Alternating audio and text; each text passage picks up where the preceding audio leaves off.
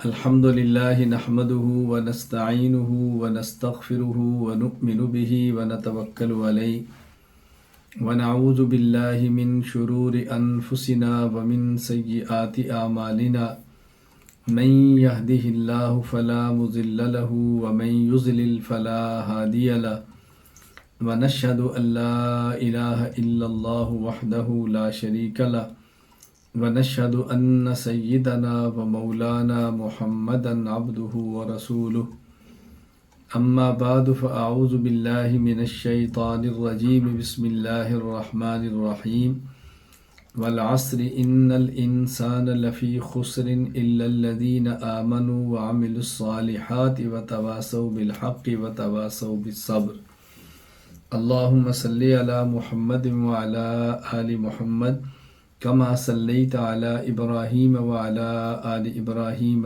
إنك حميد مجيد اللهم بارك على محمد وعلى آل محمد كما باركت على إبراهيم وعلى آل إبراهيم إنك حميد مجيد۔ اللہ تعالیٰ کا بہت بڑا احسان ہے، اللہ تعالیٰ کا بہت بڑا فضل ہے، اللہ تعالیٰ کا بہت بڑا کرم ہے کہ اللہ پاک نے ہمیں دین کا علم اور خصوصاً عقائد کا علم حاصل کرنے کی توفیق عطا فرمائی۔ اس پر جتنا بھی اللہ کا شکر ادا کریں وہ کم ہے۔ دیکھیں، ہم مسلمان ہیں اور ہمارا دین اسلام ہے، اور دین اسلام بنیادی طور پر 5 اجزاء کا نام ہے۔ دین اسلام کے بنیادی طور پر 5 اجزاء ہیں۔ اعتقادات یعنی عقائد، عبادات یعنی اعمال، اخلاقیات یعنی اخلاق، معاشرات اور معاملات۔ ان میں اہم ترین چیز عقائد ہے، یہ سمجھنا ہمیں از حد ضروری ہے۔ یعنی قیامت کے دن انسان کی نجات کا مدار وہ انسان کے عقائد پر ہے۔ اگر عقائد درست ہیں، یہ مومن ہے تو یہ جنتی ہے۔ گناہ کیے ہیں، اللہ تعالیٰ چاہیں اپنے کرم سے معاف فرما دیں، کسی سفارش سے اس کو بخش دیں، یا اللہ تعالیٰ چاہیں تو اس کے گناہوں کی سزا دے کر اس کو جنت میں بھیج دیں۔ لیکن عقائد اگر درست ہیں تو انسان کا جنت میں جانا یقینی ہے۔ لیکن اگر عقائد درست نہیں ہیں تو انسان کے اعمال جتنے بھی اچھے ہوں، اخلاق جتنے بھی اچھے ہوں، ایسا شخص ہرگز جنت میں داخل نہیں ہو سکتا۔ یہ قرآنی فیصلہ ہے۔ تو اللہ کا شکر ادا کرنا چاہیے کہ اللہ تعالیٰ نے ہمیں عقائد کا علم حاصل کرنے کی توفیق عطا فرمائی۔ اللہ تعالیٰ کا بے حد کرم، فضل اور شکر ہے کہ الحمدللہ مرکز اہل السنت والجماعت سرگودا پاکستان کے تحت تخصص فی العقائد الاسلامیہ یہ چل رہا ہے، اور آپ کو سن کر یقیناً خوشی ہوگی کہ 2007 کو پہلا سال تھا جب ہم نے مرکز اہل سنت والجماعت سرگودا میں تخصص فی العقائد الاسلامیہ شروع کیا، اور آج 2024 ہے، یعنی گویا 18 سال سے تسلسل کے ساتھ تخصص ہو رہا ہے۔ اور الحمدللہ میرے اللہ کا فضل اور کرم ہے، اس 18 سال میں 979، یعنی آپ اندازہ فرمائیں کہ تقریباً 1000 علماء کرام نے مرکز سے تخصص مکمل کیا ہے۔ اللہ تعالیٰ قبول فرمائے۔ اور اس کے بعد اس بات کی ضرورت محسوس کی گئی کہ وہ علماء کرام جو پاکستان نہیں تشریف لا سکتے، دنیا کے مختلف ممالک میں ہیں، ان کے لیے آن لائن تخصص فی العقائد الاسلامیہ شروع کر دیا جائے۔ تو ہم نے الحمدللہ 2021 اور 22 یہ تخصص فی العقائد الاسلامیہ ہم نے آن لائن شروع کیا۔ تو اب 2021 22 پھر 22 اور 23 اور 23 اور 24 یہ 3 سال ہوئے ہیں۔ ان 3 سالوں میں اللہ کے فضل و کرم سے تقریباً 19 ممالک کے 845 علماء کرام نے تخصص مکمل فرمایا ہے، اور تخصص فی العقائد الاسلامیہ کے اسباق اس سال مکمل ہو گئے ہیں۔ اس کے اختتام پر میں آپ علماء کرام سے گفتگو کر رہا ہوں۔ آج جو میری گفتگو ہے وہ کم ہوگی، اور میری خواہش ہوگی کہ علماء کرام اپنی ضرورت کے مطابق کوئی بات پوچھنا چاہیں تو پوچھیں۔ مجھے کوئی نصیحت فرمانا چاہیں تو فرمائیں، تاکہ ہم مذاکرہ کریں اور کام کو مزید آگے بڑھا سکیں۔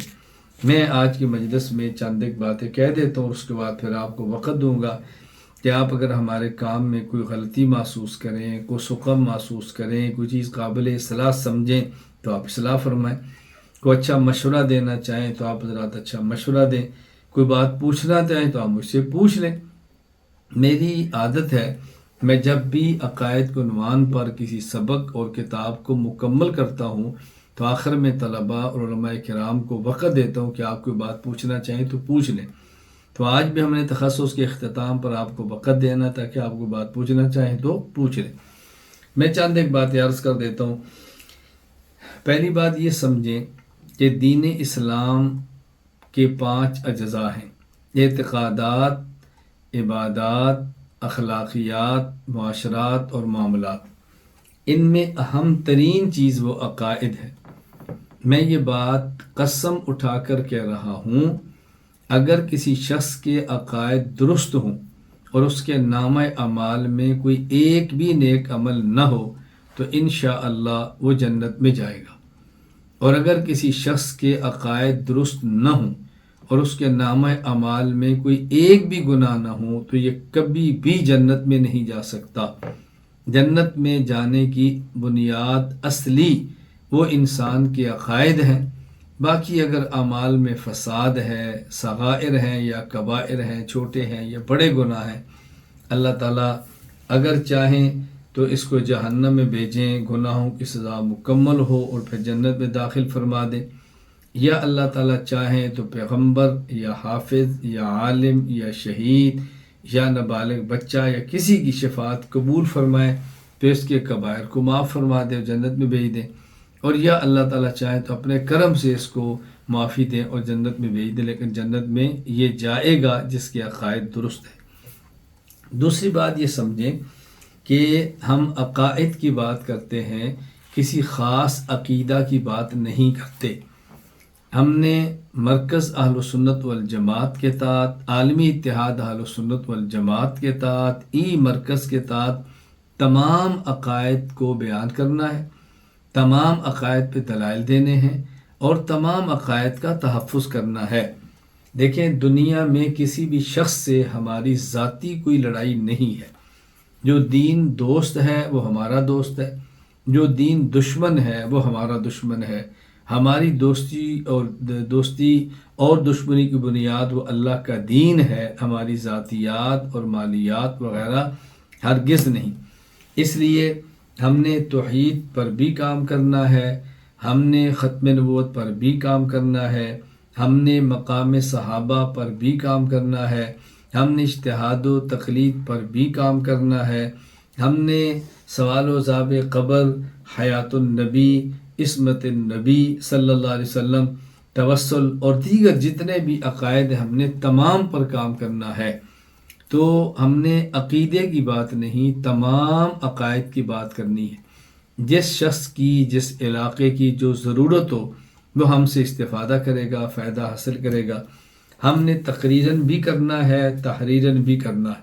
اس کے لیے بحمدللہ تعالیٰ بہت بڑی تعداد میں ہمارے بیانات بھی موجود ہیں، کتب موجود ہیں، تحریریں موجود ہیں، جو شخص چاہے اس سے استفادہ کرے۔ تو تمام عقائد پہ کام کرنا ہے۔ نمبر 3، کسی ایک عقیدے پر کام کرتے ہوئے دوسرے عقیدے پر کام کرنے والے شخص کی تردید نہیں کرنی، تنقیص نہیں کرنی، توہین نہیں کرنی، تذلیل نہیں کرنی، بلکہ ایک عقیدے پر آپ کام کرتے ہیں، دوسرے عقیدے پر کوئی اور کام کرتا ہے، اس کے علاقے کی ضرورت ہے، ہم نے اس کا تعاون کرنا ہے، ہم نے اس کی مدد کرنی ہے، ہم نے اس کا ساتھ دینا ہے، ہم نے اس کے لیے دعائیں کرنی ہیں۔ تو چونکہ ہمارا وہ کام کر رہا ہے، تو جب ہمارا کام کر رہا ہے تو ہمیں اس کے کام سے خوشی ہونی چاہیے۔ یہ بات ذہن نشین فرما لیں۔ نمبر 4، ہم مکمل دین کا کام کرنا چاہتے ہیں یا مکمل دین پر کام کرنے کا اجر لینا چاہتے ہیں تو پورے دین کے ہر شعبے میں کام کریں، اور اگر ہر شعبے میں کام نہیں کر سکتے، صلاحیت کم ہے، وقت کم ہے، استعداد کم ہے یا کوئی بھی عذر ہے، تو کسی ایک شعبے میں کام کرتے ہوئے باقی تمام شعبہ جات میں کام کرنے والوں کی تائید کریں، ان کا تعاون کریں، ان کے لیے دعا کریں، تو انشاءاللہ اللہ تعالیٰ سے امید ہے اللہ تعالیٰ دین کے تمام شعبوں میں کام کرنے کا اجر عطا فرمائیں گے۔ یہ بات تھے نشین فرما لیں۔ نمبر 5، جو حضرات طلباء کرام، علماء کرام عقائد پر کام کرنا چاہتے ہیں، وہ یہ بات سمجھ لیں کہ جس عقیدے پر کام کرنا ہے اس عقیدے پر پہلے اپنی تیاری مکمل کریں، اپنے دلائل مکمل کریں اور مخالف کے دلائل کے جوابات مکمل کریں، جلد بازی نہ کریں، مکمل تیاری کے ساتھ میدان میں اتریں، تیاری کے بغیر میدان میں نہ اتریں۔ اور ہم نے جو تخصص فی العقائد الاسلامیہ شروع کرایا ہے یہ آپ حضرات کو تیار کرنے کے لیے ہے، دلائل دینے کے لیے ہے اور پختہ اور مضبوط کرنے کے لیے۔ تو کام کرنے والے حضرات یہ دلائل سیکھ کر اور عقیدہ سیکھ کر میدان میں اتریں۔ نمبر 6، جس عقیدہ پر آپ حضرات کام کرنا چاہتے ہیں اس عقیدہ پر اپنے اکابر کی تحقیقات کا مطالعہ فرما لیں۔ میری اکابر سے مراد اہل سنت والجماعت احناف دیوبند ہیں، چونکہ میرا تعلق ان سے ہے میں انہی کی بات کرتا ہوں۔ اور یہ ذہن نشین فرما لیں کہ عقائد میں احناف، مالکیہ، شوافی، حنابلہ کا کوئی اختلاف نہیں ہے، یہ سب ایک ہے۔ تو ہمارا چونکہ احناف سے تعلق، اس لیے میں نے احناف کی بات کی ہے۔ اہل سنت والجماعت احناف دیوبند جو ہمارے اکابر ہیں، پہلے ان کی کتابوں کا مطالعہ فرما لیں، عقیدہ اس سے اچھی طرح دیکھ لیں، عقیدہ اس میں سمجھ لیں، عقیدہ پڑھ لیں اور اس کے بعد پھر عقیدے پر کام کریں تو کام کرنے کا بہت فائدہ ہوگا۔ یہ بات ذہن نشین فرمائے اچھی طرح، اس میں الجھن میں مبتلا نہیں ہونا۔ نمبر 7، اگر آپ حضرات عقائد پر کام کرنا چاہتے ہیں تو آج کے دور میں ہم نے آسان سی ترتیب بنا دی ہے کہ آپ العقائد الاسلامیہ، میری کتاب جس کا اردو نام اسلامی عقائد ہے، اس کو پڑھ لیں اور کام کرنا چاہتے ہیں پڑھا لیں۔ اس کے بعد کتاب العقائد میری کتاب ہے، آپ اس کو پڑھا لیں۔ اس کے بعد العقیدۃ الحسنہ شاہ ولی اللہ رحمہ اللہ کی، آپ اس کو پڑھائیں، اس کے لیے میری شرح موجود ہے۔ پھر امام نسوی عقیدہ نسویہ پڑھائیں، اس پر میری شرح عقیدہ نسویہ موجود ہے۔ حضرت امام طحاوی کے عقیدۃ الطحاویہ پڑھائیں، اس پر ہماری عقائد شرح موجود ہے۔ اور آخر میں امام اعظم ابو حنیفہ نعمان بن ثابت کے الفقہ الاکبر پڑھائیں اور اس پر میری شرح الفقہ الاکبر موجود ہے، آپ اس سے پڑھیں۔ یہ 6 کتب اگر آپ مطالعہ کر لیں، آپ یقین فرمائیں اور آپ اس کو پڑھ لیں، اس کی ویڈیوز میں سارے اسباق موجود ہیں، تفصیلاً بھی اجمالاً بھی، آپ اس کو پڑھ لیں تو آپ کے اوپر عقیدہ کھل جائے گا۔ پھر آپ یہ پڑھائیں تو آپ کا اندازہ ہوگا کہ کس حد تک عقائد کی محنت آپ کی ہوئی ہے اور کس قدر آپ نے بات کی ہے۔ اس کے علاوہ فرداً ایک عقیدے پر مختلف میری کتب موجود ہیں۔ آپ اصول عقائد پہلے پڑھیں، پھر آپ توحید باری تعالیٰ، اس کے بعد مختلف عنوانات پہ عصمت انبیاء ہے، حیات انبیاء ہے، سوال و جواب قبر، ایک ایک فائل لے لیں اور آپ مطالعہ فرمائیں تو انشاءاللہ عقائد پر آپ کے لیے کام کرنا از حد آسان ہو جائے گا۔ اس کو ذہن نشین فرما لیں۔ نمبر 8، جو علماء کرام عقائد کے عنوان پر کام کرتے ہیں، میری ان سے گزارش ہے کہ آپ کام درست کریں، اللہ کے لیے کریں اور مسلسل کریں، کام کا نتیجہ نکلے گا۔ کام کرتے وقت اس بنیاد پہ کام نہ کریں کہ ہمارا مخالف کوئی ہے یا نہیں، اس بنیاد پر کام کریں کہ ہمارا عقیدہ ہے اور ہم نے اپنے اس عقیدے کو عام کرنا ہے، ہم نے اپنے عقیدے کو پھیلانا ہے۔ یعنی مثبت انداز میں اخلاص، اعتدال اور دلائل کے ساتھ کام کریں، انشاءاللہ العزیز آپ کا کام مبارک ہوگا، آپ کا کام پھیلے گا اور آپ کا کام بہت آگے بڑھے گا، آپ خود محسوس فرمائیں گے۔ نمبر 9، ابھی جس طرح ہمارا تخصص فی العقائد الاسلامیہ کا اختتام ہوا ہے، انشاءاللہ شوال میں اشتہار آ جائے گا۔ تخصص فی العقائد الاسلامیہ میں مزید علماء داخلہ لیں، مزید علماء کرام اس میں داخلہ لیں اور توجہ کے ساتھ، انہماک کے ساتھ آپ خود بھی شرکت کریں، دیگر احباب کو شریک فرمائیں اور بھرپور اس پر محنت کریں تاکہ عقائد کا کام زیادہ سے زیادہ آگے بڑھے اور زیادہ عام ہو۔ میری آپ سے 10ویں گزارش اور آخری گزارش یہ ہے کہ اگر آپ نے کام کرنا ہے تو اس کے لیے آپ کسی ایسے شخص سے تعلق قائم کر لیں جن کا عقائد پر مطالعہ بھی ہو، عقائد کی تفہیم بھی ہو، عقائد پر کام بھی کرتے ہوں، اور طریقت کا سلسلہ بھی ہو، یعنی بیعت کا تعلق قائم کریں اور آگے بڑھیں۔ اس کی وجہ یہ ہے کہ عقائد پہ کام کرتے وقت عام طور پر غلطی یہ ہو جاتی ہے کہ انسان عقیدے پر کام کرتے ہوئے مزاج میں شدت اختیار کر لیتا ہے، مزاج میں سختی اختیار کر لیتا ہے، اپنے مزاج کو غلط راستے پر لے جاتا ہے۔ اس سے پھر نقصانات اور فسادات بہت زیادہ ہوتے ہیں۔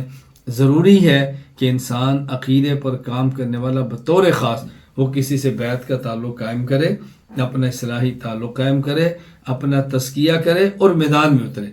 عموماً ایسے ہوتا ہے کہ خانقاہوں کا مزاج عقائد پر کام کرنے کا نہیں ہوتا، اور خانقاہ اور عقائد پر کام کرنے والوں کا مزاج خانقاہی نہیں ہوتا، پھر الجھن پیش آتی ہے۔